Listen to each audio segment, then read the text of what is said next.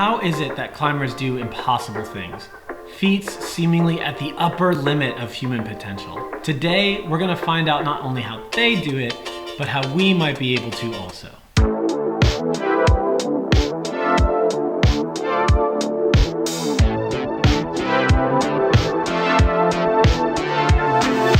Hey friends, what was it that first drew you into climbing? For me, like many others, it was watching people accomplish things that seemed like they should be impossible. Watching the dawn wall is what got me in the door, but it was at the climbing gym when I watched somebody effortlessly float through a V8 underhang that I thought, I want to be like that one day. And it was other moments like this, seeing my first double dyno or coordination moves that seemed like they were straight out of a video game, or watching some of my climbing buddies climb these micro crimps that I couldn't even get started on. But the wild thing is, these feats aren't necessarily random, and they're not out of reach for any climber willing to dedicate the effort, because they're a result of the secret sauce of climbing, a process that we call projecting. So in this video, we're gonna talk about projecting. We'll break down why it's effective and even essential up to elite levels of climbing. We'll talk about what you should look for in a project, and lastly, we'll talk about what we get to keep when the process is over, and how, whether or not we get the send, this process is kind of what makes the whole journey worthwhile. Even though most of these principles carry over, this video will mostly be about indoor bouldering. I would love to do a video about outdoor projecting one day, so please give this video a like and subscribe so that I can keep making climbing content instead of doing my actual job. Okay, so what is projecting? Well, it's pretty much what it sounds like. Projecting is the process of breaking down a climb into its constituent parts, identifying the techniques, movements, and strengths needed to accomplish them, and then developing those through repetitive effort. We can accomplish this over the course of multiple sessions and achieve incremental progress until we're able to complete a climb that was absolutely impossible at first. Projecting is so effective because our body and minds are really good at adapting to challenges. So by focusing repeatedly on the same strenuous moves, we tend to develop the strength and precision required to execute them. If you're not already doing this, projecting is a process that you can start today, even if you're only climbing V1. In fact, my first project was a white V2. You got it, you got it. And it's a skill that you'll use for the rest of your climbing life. As far as you got. For example, Daniel Woods just sent V17, and this is the hardest bouldering grade to ever be accomplished, and it's only the second of the grade in the world. In an interview with climbing.com, he said, "My attitude was, go in hard every single day, train the sections, perfect the movement, adapt to the line, and then just see how far you can go. But this doesn't mean you should throw yourself at the nearest V15 and hope for the best. There is a method to the madness, and we're gonna need some humility and patience to make it all work." So what should we be looking for when selecting a project? The best climbs to project are the ones just outside of your ability range. Climbs that you can't send in a single session, but that you can potentially wire together over the course of multiple sessions. Most often, you'll choose a project that you find inspiring. Going back to that Daniel Woods interview about Return of the Sleepwalker, he actually had a second option when he was creating the extension to the original line. But he said, "I wasn't that inspired by it. I didn't think it would level it up enough. My goal was to try to get something that's next level."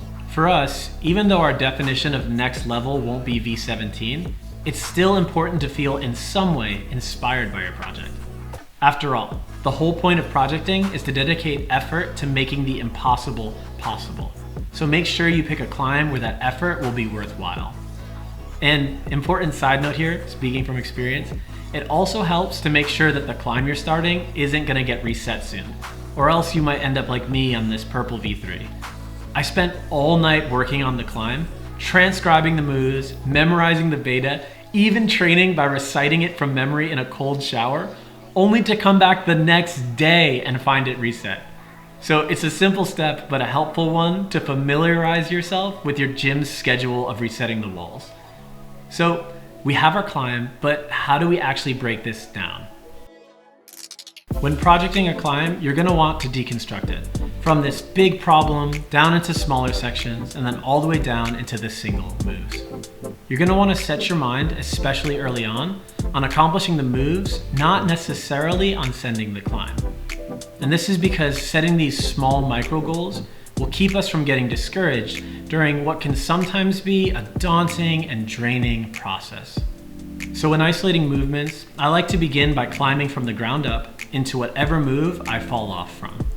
When I fall off, if possible, I just jump back on the climb or I climb up using holds from another route to see if I can do that move in isolation. Sometimes I'll even grab a hold from an adjacent climb to make the move easier and to feel what it's like to grab the next hold. Finding that body position and just teaching your brain what that next move feels like really helps to sequence it all together. For beginners, an ideal bouldering project will usually only have 1 or 2 of these spots that are really confusing or difficult. Any more than that, and for me, it's a bit too much to be able to link together before the next reset. It's totally possible to send a project where every move is a fight, but it does take longer. However, if you've got the stoke, then go for it. Good on you. If you decide to go that route, you may end up at a loss for how to progress through certain moves. And if that's the case, you may want to add in specific exercises that help address any strength deficiencies you might be facing in your project. When you have the most difficult moves worked out in isolation, it's time to start stringing together the sequences. Sometimes this may mean climbing from the start into the crux, but being unable to finish the climb.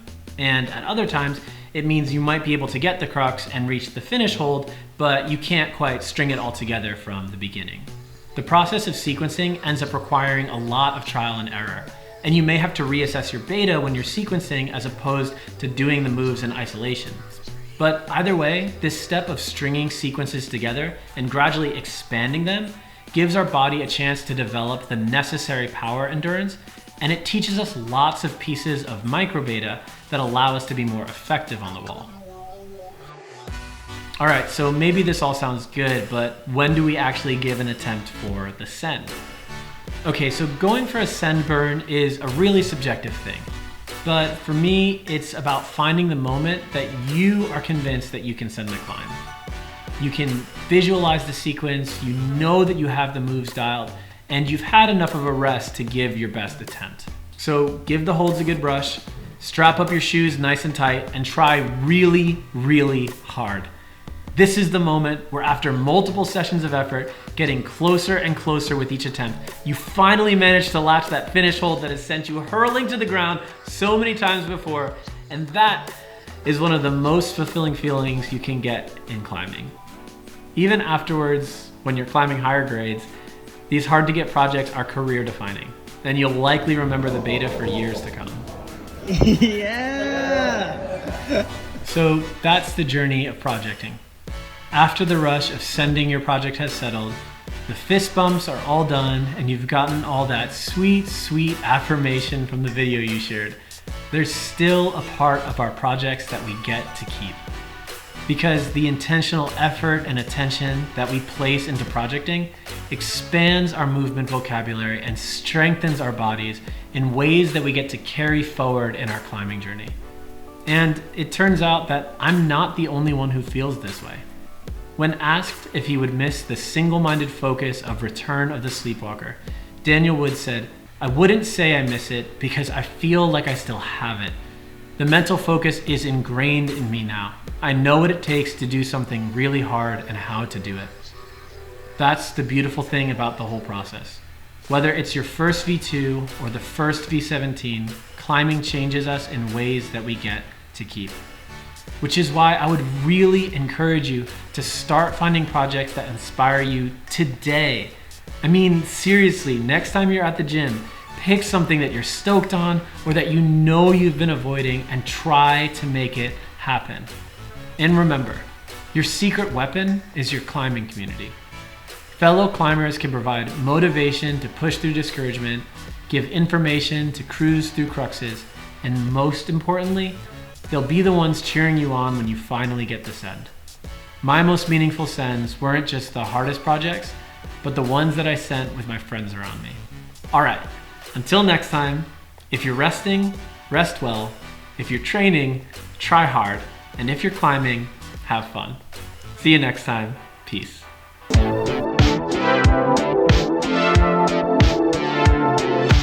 If you haven't yet, definitely check out the Mellow video on Return of the Sleepwalker. I'll link it somewhere up here.